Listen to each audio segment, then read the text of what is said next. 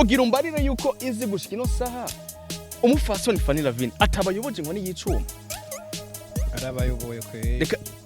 arabayoboye reka manze ndabasomere bumvirize arabayoboye reka manze ndabasomere bumvirize ni best tangawizi biguvu yavuye ko bafani muri turuwafa twakuyeyo biguvu yitwa best tangawizi Fanny ndinze kumuhaka kumunywera kwanza ni lancement officiel urukundo niki le 31 mai nivyo murabakinya mu cinema kandi mufise impano ariko muve neza yuko sometimes reka tuzosanga neza yuko ari byo mushoboye gusa ariko mutazi kurondera life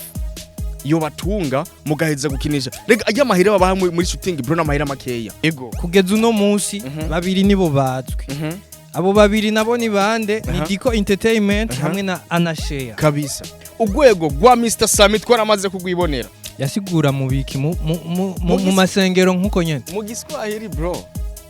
cyari gikorane niyo yaramaze imisi ari muri gihugu kibanyi ca Kongo siko MC Iva ego yavuze ngo image nimbi reka manze ndabe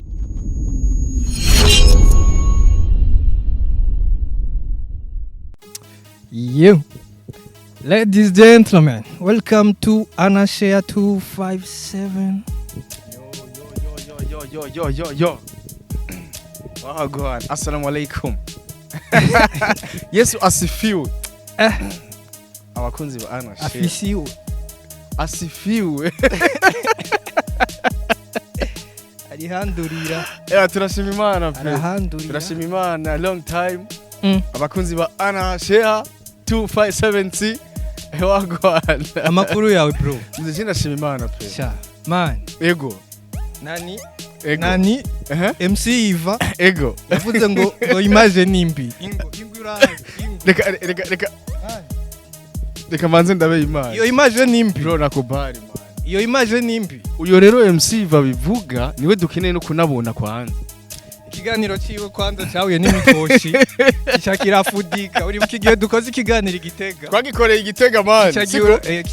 birangira na challenge birangira sasa pfuye amba bararavye tururungu ni rubi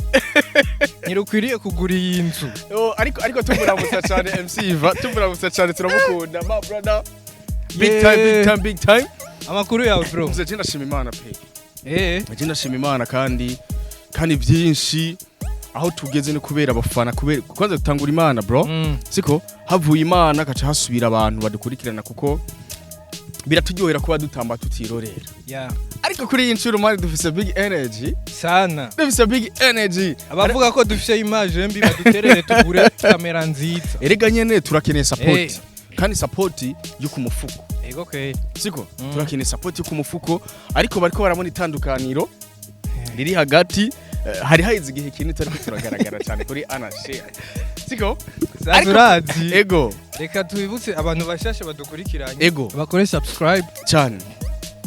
like comment hamwe na share ego cyane twebwe twitwa Anashare ego inyuma kamera abari easy imbere ya kamera abari gundos kabisa ariko mu minsi Imana ibikunze twese tuzoja imbere ya kamera mugiye kubona ihinduka inyuma ya kamera hazuwundi erega bisaba neza yuko kuba twarazanye Anashare bisaba yuko tuza turatanga akazi ku bandi bana sasa ku bandi bana b'igihugu bro aho naho tutavuza n'abandi bavuga ko Anashare yanye nari ya Ana uyu Ana muvuga mu mukura uyu rero bro yego kibandanirize n'akazi duhere ku mukinyi w'amareresi mushasha cyane yitwa Koko ego Koko Empire na Koko kweli nariko ndumva mu kanya uri kuramwidogera bro cyane man yavuze abasani cyane washaka vuga bakino hari ikintu ubu tugiye kuza turazana na liste z'abantu bamwe tuza turirukana cyane muri industry siko kubera ko hari abantu bamwe bashobora kubakura ubusesanguzi ariko kibaza ati uyu muntu we n'ubusesanguzi bino bintu abizi gute siko umuntu yitwa Koko reka tunamugire naga promotion afise na YouTube yitwa Koko Empire bagende bagire subscribe siko ariko imbere ya vyose uyu muntu Koko sinanamucishemwe n'umurongo umwe reka namucishemwe n'imirongo ibiri ndamucishemwe yani uramufuse ndanamufuse mu basesanguzi b'igihugu cyacu Burundi kubera ko nivyo ashobora kuba yari content kanaka mu bintu by'ubukozi bw'Imana siko ariko akaca yihereza ngo ari karanariza ibintu by'abaririmbyi izi ni gute koko Empire cyangwa koko yuhava yanariza ngo abaririmbyi gute ahubwo ico mumusabira coco yo kwibandanyiriza cyane muri sinema naho nyine sinovuga yuko azobandanya kuko iracari na mushasha nituranabona n'ibikorwa vyiwe ibyo uzobimuvuga ko ni wabona yasohoye ego numwe yigira yuko arenze mu basesanguzi siko kandi ibiganiro vyiwe turanamushimira cyane kuko ni ibintu bikurikiranwa ariko ikintu canambabaje cyane kwita umuntu ngo ni inzererezi bro siko ngo abaririmbyi bacu barakenye abaririmbyi bacu bro ni bakenye man abaririmbyi bacu bibereye muri live kandi nziza siko kandi nziza bro iryoshe kuko nibaza neza yuko baramaze kubona n'ubuzima babayemo mbarira umuririmbyi atagendera mu ngendeshwa nziza babuza amahera ngira yo kugura parcelle ariko ubuzima babayemo bro ni bwiza uyu muntu yitwa koko ubona namufuse ndaramukuyemo naramuciyemo no mu irongo ishika kuri 2 mu banaliste bari he mu gice cy'u Burundi Analyze y'azagenda yikorera muri Zambia cyangwa muri Cote d'Ivoire. Analyze barazikora ariko buriya umwe wese agira domaine yiwe. Ni nkuko wewe wigize umu analyste w'abakinyi b'amafilme gusa canke akorera muri vya filme. Ego. Hari uwundi asesangura mu vya politiki. Urakoze cyane. Cyane gose. Hari uwundi asesangura mu vy'imiziki. Hari uwundi avuga ati denzo sesangura mu burimyi n'ubworozi. Sija kwa mutima yihisiyemo rajari ya kurima. Siko sasa ariko umuntu yitwa Koko bahuriye n'imiziki. Ahubwo abantu benshi bamumenye n'ijambo ry'Imana. N'ijambo ry'Imana bro. Abakozi b'Imana. Abakozi b'Imana. Siko avuga ama analyse y'abakozi b'Imana. Ariko kaca yihakazi ngo agiye kwanaliza abaririmbyi bacu kandi nico kiganiro mwaragikoranye nawe mava ndagushira mu mwandiko. Nawe mava nagushira mu mwandiko. Mava nagushira mu mwandiko. Kubera ko umuntu yubahuka akavuga ngo abaririmbyi bacu n'inzererezi bro. Siko barakenye. Ivyo yavuze ni byose ivyo. Sivyo bro. Abaririmbyi bacu ni bakenye bro. Ni bakenye mani. Baratunze. Gutunga none ni gute izi? Siko nimba ufungura ukaronka ico umutima wawe ushaka ukiberaho mu mahoro mu mutekano. Siko ega sabaririmbyi gusa ahubwo n'abasineaste ego kuko yavuze abastar muri rusange kandi abastar sabaririmbyi gusa sabaririmbyi gusa harimo n'abasineaste harimo n'abakinyi b'umupira bazwi hari n'ijambo harimo n'aba YouTuber washaka yigeze kubakoresha ngo abastar ngo barakenye bro n'abastar bakenye man siko ni bakenye siko ahubwo babayeho ubuzima nyene bifuza bro kwifuza burya ugiye kuraba ikintu ca definition y'ubukene muri ibi bintu byacu kiragoye man kuko uno munsi wewe ushobora kuvuga ko Kenya muga ahuri hari uwundi ahifuza kuhashika bro vyanse kuhashika ariko ngo ahuri hari abantu benshi wasitse kandi nawe hari handi wifuza gushika ariyo benshi bagusitse Nichigituma biragoye kudefinisa ngo nakarakenye nichigituma izi nkena yuko uyu muntu yitwa Koko ntazosubira no kunamugaruka ko cyane kuri yanasheya kubera ko uyu nanamufuse n'imirongo igera kuri 2 nanamukuyemwo agende kwanariza abakozi b'Imana agende kwanariza ijambo ry'Imana ave muri ibintu by'imyidagaduro kuko nibi si domaine yiwe aje kuba umuntu uzenka wahondi agende kwibira hariya nyene bro aje kuba umuntu babita gute bajya basigura ijambo ry'Imana pastor avuga mu Kirundi hama nawe akavuga mu Giswahili unyibukije umuntu yari asanzwe afise nk'ako kazi kera yari umukozi w'Imana rinene Imana riyo kera nivyo yarakora ahubwo nzi yabikora n'ikimamanda rinene nawe nyene yarasigura bro ariko byarangiye asasapfuye oya byarangiye asasapfuye yasigura mu ruhe rurimo oya ariho abakozi b'Imana baza bavuye hanze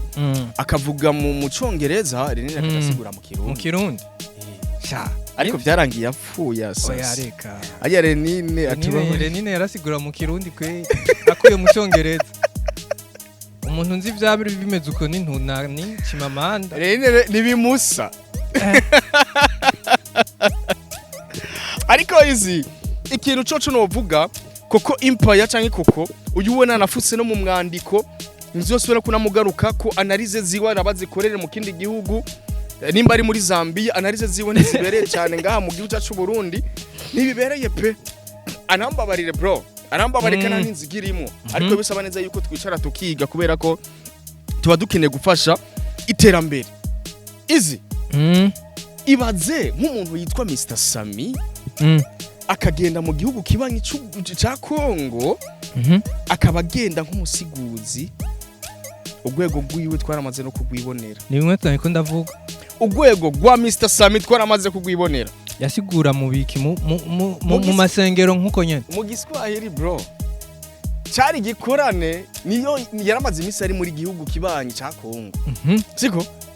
ariko abantu bacu amahera kumengo ni mabo mwanya bano bantu bacu bro siko hari abantu regesa none yari diri agiyemwo bwari ubutumwa bwiza agomba be profete Mr Sami profete mushasha umukozi w'Imana pasteur Mr Sami tugushimira cyane uri umukozi w'Imana ubutorana kwatiye sinzi yuko sini muzo nayibandanye Septandezere aho bivugwa neza yuko nibuka ko je nawe dusigaye dufise umuprofete w'umugenzi cyane gose umukobwa kanameze neza bro kanameze neza cyane siko ariko mani kare nasanze ariko aravuga mu ndimi navuze ati uyo muntu yani nashitse ku rushengero nkishikajya kuri urya rushengero ndamanuka numva induru mwishengero yarererere bariko bavuga mu ndimi ndavuga ati noneho ubu rero ngiye nashika rero kumbe ninzi ko arujya mu mama pasta ucu usanga ni wa mugenzi cyo ndavuga ati jewe sinokwinjira reka mbanze nicara hanze mpoweshe baheze gusenga je narinzi ko ari nk'ishengero ryose ryuzuye haheze akanya numva amasengesho arahetse acaraza ujya mugenzi nyine ati ni jewe ati ni sawa ndavuga ati mwariko murasenga ngo bana ngo nariko ndasenga wari wenyene natangaye muta Mr Sami urwego rwiwe yizi twararubonye Mr Sami agenda gusigura amasinema yahebe amasinema sinibaza neza yuko azona bisubiramo kuko urazi yuko Sami ntatunzwe n'amasinema atunzwe n'amasinema urazi yuko hari inkuru nyinshi ziko ziravugwa neza yuko Mr Sami kuba yarasohoye Septandezere abakobwa ngo biwe ngo ari bo basanzwe bazikoresha cyane bro bajya kinisha mu mafiri abasanzwe akinisha ngo nibo nyene basanzwe bazikoresha Mr Sami cyane namuronde namubaza ati Mr ivyo bintu ndiko ndumva nivyo areza arambarira ati kandi naje ndavyumva ahantu henshi agiye atanzwaye abantu benshi bagenda baravuga yuko Septandezere abantu bazikinisha nubwo twazikinye abantu bazikinisha ngo ni bamwe nyene biwanje siko ariko nyene hari gihe izi ushobora kuba uri mu bintu kanaka bamba bari abantu ngira ndodagure abantu ngira tishemo muri umwandiko wacu kuri no munsi siko hari abantu samtemo ubona neza yuko bashobora kuba bakina isinema ariko nabo nyene bigoye ko ibikorwa byabo byogaragara canke ku mbuga banaka bakaba posting siko Reminisce nta musi umwe adasohora isinema Reminisce numukozi mwiza siko ariko arabuze ikintu kanaka none je ndashaka kumenya filme ziwe nta promotion zifise niwe nta promotion niwe ata approaching aba promoter canke baramubanira niwe nyene bro urazi none izinda kubaze none wewe ugiye gusohora isinema kanaka siko ariko reka tugaruke gato ngaho nyene aba promoter b'amafilme ngaha aye ku butaka bw'u Burundi ni bake kugeza uno munsi babiri nibo bazwi abo babiri nabo ni bande ni Diko Entertainment hamwe na Anashare kabisa nabo bonyene babiri ikibazo rero gihari Reminisce sindigera ndamubona kwa Diko ibazima nimba yoba yarakoreyeho haraheze igihe bro ivya Diko mugabo ntavyo tuzi mugabo kuri anashare aramaze kuturondera nta musi nomwe bro siko bivuze ngo niwe ata approaching niki gituma izi niko nakubara yuko bano bantu benshi bashobora kuba bashiramo imitaye muri sinema zabo ariko niko tushobora gukina sinema wowe nyene ukaba udafise na zangu ubuze kuvuga ati reka ndondera aba promoters banyamamariza igikorwa ciwanje siko mukene yuko tuza turabarondera tubiruka inyuma siko tuzi no kungena kugara kwanyu mwifitiye bro bamwe abasiniaste bagiye batandukanye siko bamwe mu bakobwa bro bamwe mu bakobwa bagiye batandukanye siko gushika ino saha izi ukene kumbare yuko Ornella Mutoni content yatanze siko ariko akaba yicaye mu gacerere uribuka content yatanze Ornella Mutoni benshi baramurondeye ariko gushika ino saha Ornella Mutoni aricaye ibereye mu gacerere aho bivugwa neza yuko agiye kuduha ni sinema shasha ariko atana promotion ariko aranayikorera siko kugira shirinzira bro isinema yiwe shasha bivugwa neza yuko bari muri tournage bari mu shooting ajyatanzwe ariko gushika ino saha muricaye siko hari abantu bamwe ngaha tuzoza turakura muri iyi myandiko yacu tubabwiza ukuri kubera ko ni ibintu binatubabaza bro izi nk'umuntu yitwa Jojo tumukunde siko aba yicaye atadili nimwe afise ni umwana mwiza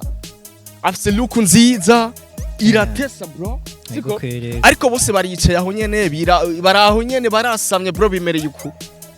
kandi bugizina rya Jojo riko riraduga nibazi kwidandaza sometimes kandi Jojo azoshimire Fanny Ravine cyane nibazi kwidandaza azoshimire Truafa nibazi kwidandaza baraho nyene ibintu byabo biraho nyene arazi neza yuko agiye muri tournage ya Ben Ndwayo arazi neza yuko agiye muri tournage yande ya Fanny Ravine arahejeje ugasanga yuko mwenye n'uyo muntu narabonye umusineaste w'umukobwa yomera nk'ubishobora gato yaronse umuntu amudirecting fresh akaronka mu manager mwiza yego ujya mukobwa wo kwansoro chance chance kubera ujya n'umukobwa nabonye yitaho ibintu by'amafotoshoot cyane yego aragerageza kweri kwibrandinga ku by'amafotoshoot cyane arabishiramo niki gituma habuze rero kagatima ko kuvuga ati ngomba create content apana yuko nama mu mafotoshoot gusa ngomba create content rero izotuma abantu bavuga nivyo aragaragara muri cinema bikarangira abonetse iki niki ibaze izi nk'uyu mukobwa wo muri Major Angel bro siko ni gute ushobora kuburangiza cinema nta na content nimwe utanze mu bakunzi ba cinema bro siko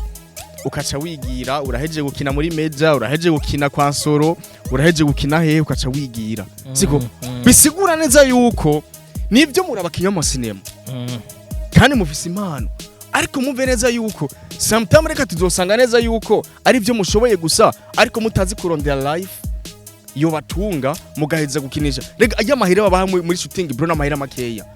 make sana kwe bro na mahira makeya mahira tubatunga ariko iyo mukriye content kanaka namwe bwe nyene byo batunga siko ariko ikintu kinababaje cyane bano bantu benshi muri industry muri cinema uza gusanga neza yuko n'umuntu ushobora kurondera kuvuga ati reka twibo tuze dupange content kanaka ariko nawe nyene akakubarira ati niki siko kubera ko afise umuhamagaro wo gukina ariko nazo umuhamagaro wo gukrea content y'ibimiya makuru kugira bimurondere Angeli anatubabariye cyane she is my sister ndaramwubaha cyane ariko iryo kosa ararifise gusa rero Ornella Mutoni nawe nyene ndamushize muri go ruhande Jojo tumukunde nawe nyene ari muri go ruhande Chance ari muri go ruhande turabe nabandi umuntu wewe yitwa Inaligera ageze ari mu rudandazwa nama mbona ku mastati ebana urudandazwa rw'impuzu z'abana tumushigikire urudandazwa kandi kuva vuye Kigali n'urudandazwa kwenda mbere ego tugene tumushorere tumushigikire ariko yumve neza yuko nawe nyene ndamushira muri ubwo runtu ameze cyo kimwe na Kanyana kwa Mr. Sam ujyawe yarabihebye nawe nyene yarabihebye ujyawe bose ndosobana ko namugaruka ko cyane kuri Anashare kubera ko twe tugaruka ko ku bantu bari mu kazi by the way na ntuzarafise filme nshasha bayirabe Lina movies Lina arafise filme arafise filme nshasha na Lina nyene sometime bisaba neza yuko Lina umengo yarakoze ikiganiro kwa Diko yaragikoze nivyo easy yaragikoze nivyo tuvyemeranye siko kandi ikiganiro cari kimeze neza siko Lina tunana kubaha cyane tunana gukunda cyane urimo mu bakobwa uri kuragaragara cyane mu bana baciye muri Burundi Film Academy siko bidasigura neza yuko wari ubuze kuguma mu mugongo wa Liberi siko ariko nubu nibazo ko akirimu ego aracarimwe ariko ibikorwa vyiwe bwite biriko biragaragara nabajya bamufasha mu nabo muri Film Academy siko Film Academy ariko bitandukanye na Chance Chance aracibereye mu mugongo wa Sora ndani ya ariko ngira nivugire kino kintu urazi yuko izi Chance yuko mu misiri imbere ashobora kwisanga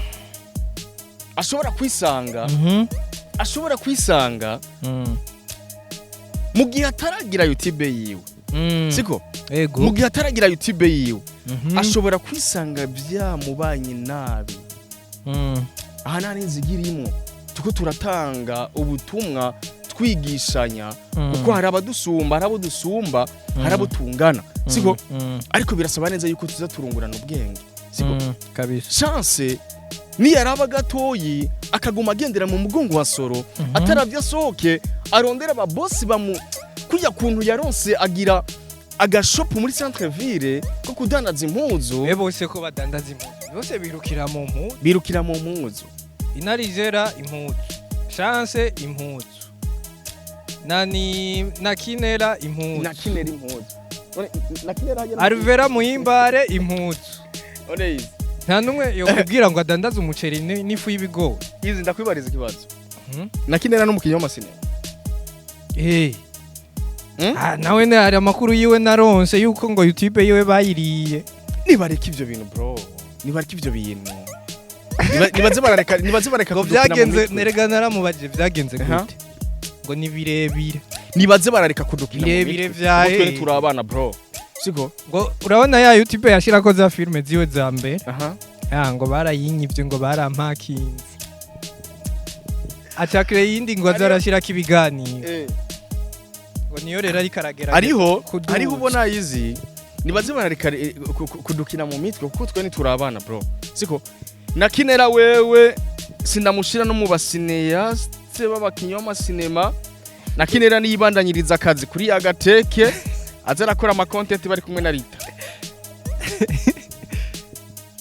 ico ako ndagashize ko nakadomo bro ndagashize ko nakaburungu aho sindenzaho siko yibandanirize mu ma content siko ariko cinema ashaka nabihagarike siko hari abantu bamwe bamwerega izi tuzoza turatanga amanota canke twirukana muri industry ubwa mbere nirukanye koko kave mu banarize bw'abanyamuzika kuri analize y'abakozi b'Imana nirukanye na nakinera we muri cinema yigire bro yigire hariya nyene hari abantu nyene badubuye cyane aba bose banera mutoni baradubuye banaka baradubuye bo baradubuye bro bibereye aho nyene siko ugira umbarire yuko izi gushika ino saha umufasoni Fanny Lavine atabayoboje ngo ni yicuma arabayoboye arabayoboye reka manze ndabasomere bumvirize arabayoboye reka manze ndabasomere bumvirize ni best tangawizi biguvu yavuye ko bafani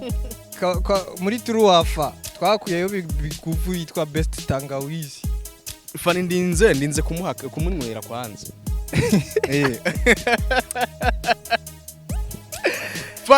Fanny ndinze kumunywera bro kubera ko zina musiniasta ari muri cinema bro igitsina gore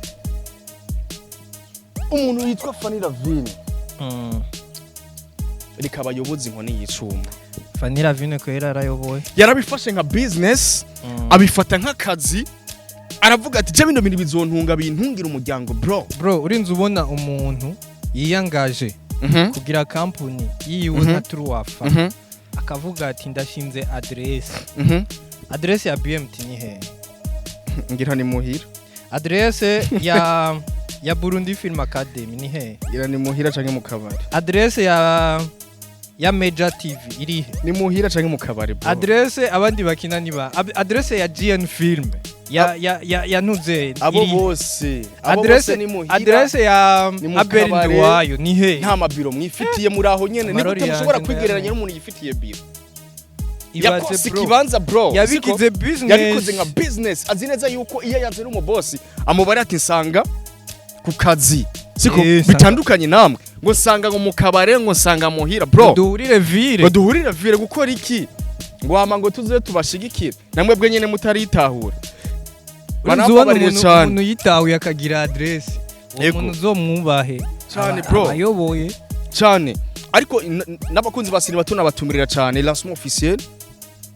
urukundo niki le 31 mai nihajya kuri Friends Building niyo hasanzwe hari na biro ya Truafa tunabatumire cyane ni hajya niko tebu bifatanye na permanence siko ubu turaza rega dutanga n'amanota fani wewe n'amanota yo kwimukara yafise kandi gushika n'ino saha afise n'amanota menshi reka tumushire kwa kavi nimba yari mu wa mbere yakwiye gutarukira nko mu wa kane reka tumushire kwa kavi twamaze kugashirako siko ya le 31 ukwezi kwa gatanu hazoba ari dimanche ni kuri Friends Building niho hasanzwe hari biro ya Truafa niho azogira lancement officiel ya urukundo niki yakinyemwo Kadora Vere n'abandi cyane ariko izi ngo abahungu urukundo rwabananije nka Mr Kane muri kino gihe ngo ari mu rukundo akaca nabiposting niyo rya mbere nari mbonye umuntu ari muri industry ashobora gupostinga amafoto kujya kuntu urukundo rwamutwaye rurekera umutware oya nivyo Mr Kane kundana cyane kandi tuzogoshigikira rurekera umutware ntihaje ariko izi nkaramuka neza amenye neza yuko Mr Kane ari karahenda ujya mwana w'abandi siko bene wahe mwana jewe maze kubona uwo mukobwa sinzi wari namaze kumubona amafoto ariko ntawe nzi siko nkaramuka amenye neza yuko uri kuramuhenda bro tuzoza tugubite mu analyze kuko rega turashaka yuko izi abantu biga bakamenya siko bakimuka bakaja mu wakangahe apana kuguma mu wambe abantu bose muri sinema umuntu je nahaye amanota umuntu nahaye amanota yo kwimuka siko muri sinema yose igitsina muri comment ndiko mbona emoji zo gutwenga gusa ayumva igitsina gore muri rusange muri sinema umuntu nahaye amanota yo kwimuka ni Fanny Lavine wenyene mugana ntuze yaba yarakire ama content yaba na Fanny Mimi ahubwo tumwifuriza sha condoléances amazimisi ari mu bihe bitoroshe yarabuze umuvyeyi wiwe tunamwifuriza condoléances Mimi nituza kumugaruka kuko ari turifadikanije nawe anashare yumve neza yuko turifadikanije nawe anashare